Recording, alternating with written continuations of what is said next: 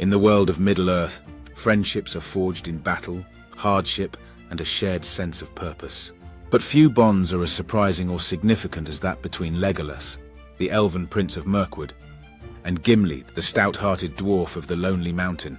Their friendship defied centuries of mistrust and prejudice between elves and dwarves, and through this bond, they not only bridged a cultural divide, but also played a crucial role in changing the fate of Middle-earth.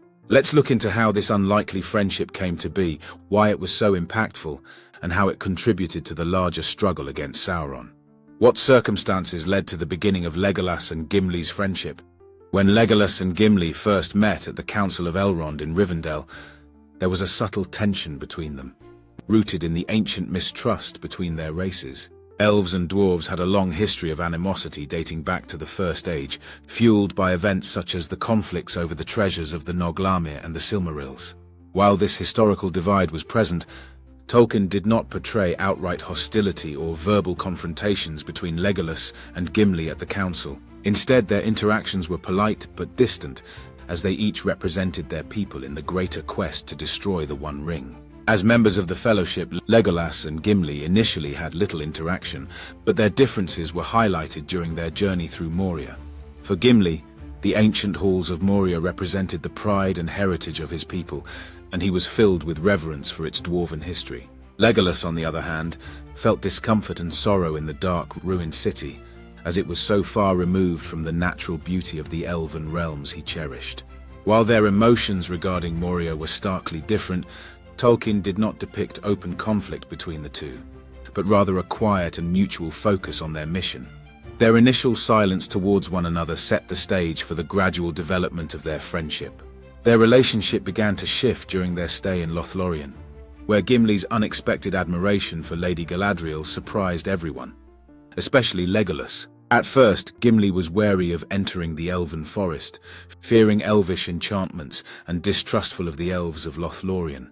However, upon meeting Galadriel, Gimli was overwhelmed by her beauty and wisdom, and he became one of her most devoted admirers.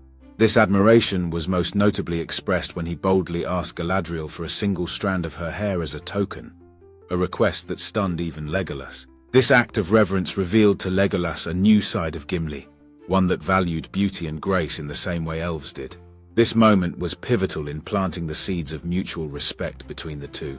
It was a small but significant step that showed Legolas that Gimli's gruff demeanor hid a capacity for deep appreciation of qualities that elves cherished. From this point onward, they began to see beyond their racial stereotypes and view each other as worthy companions, setting the foundation for a growing friendship that would be further strengthened through their shared trials in the Fellowship.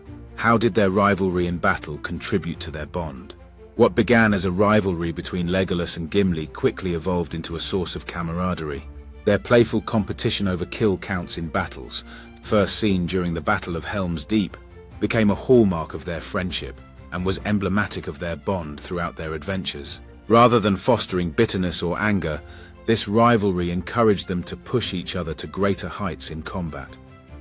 Legolas, with his extraordinary skill with a bow, and Gimli, with his indomitable strength and ferocity in close combat, complemented each other perfectly on the battlefield. Their combined abilities allowed them to cover one another's weaknesses, with Legolas taking down enemies from afar, while Gimli cleared a path through their foes at close range. This friendly competition not only strengthened their bond, but also made them more effective warriors, contributing significantly to the success of key battles, such as Helm's Deep. The significance of their rivalry was more than just a personal challenge. It symbolized how two individuals from different backgrounds could work together to achieve a common goal.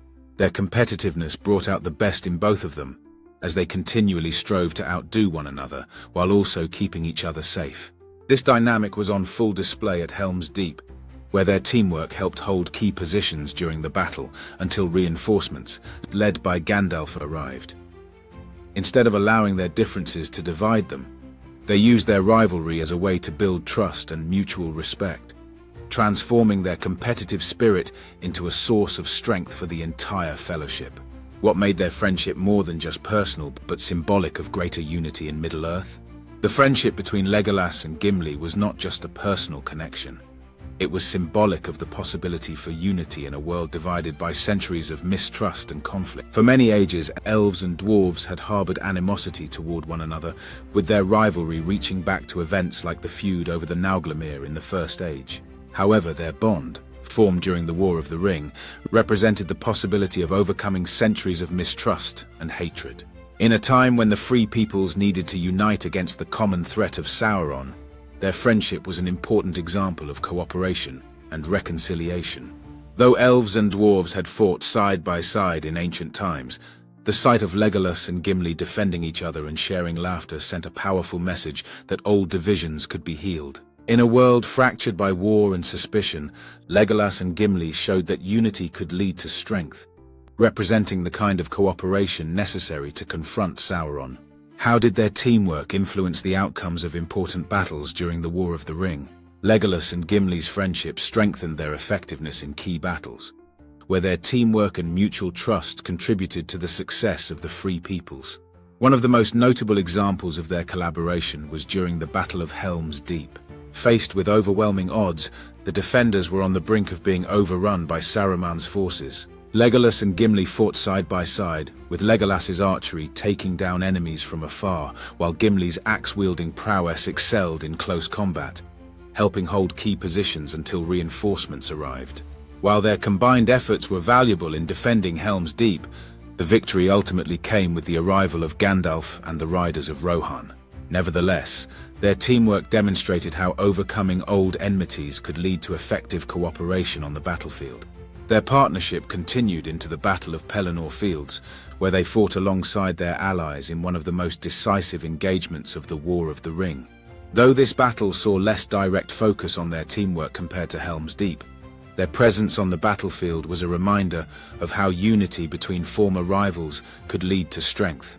Together, they symbolized the power of overcoming differences in the larger fight against Sauron's forces. Through their actions, Legolas and Gimli showcased that trust and teamwork could amplify the strength of the Free Peoples, making their friendship not just a personal achievement, but an important example of how cooperation could help win the war. What became of Legolas and Gimli's friendship after the War of the Ring? Unlike many wartime alliances that fade once the battles are over, Legolas and Gimli's friendship endured long after the War of the Ring. Following Sauron's defeat, they continued to honor their bond, visiting each other's homelands and sharing in each other's cultures. Gimli, who had once mistrusted elves, became one of the few dwarves to be welcomed into Lothlorien, a testament to how much his views had changed. Legolas, in turn, visited the Glittering Caves, where he marveled at the beauty Gimli had spoken of.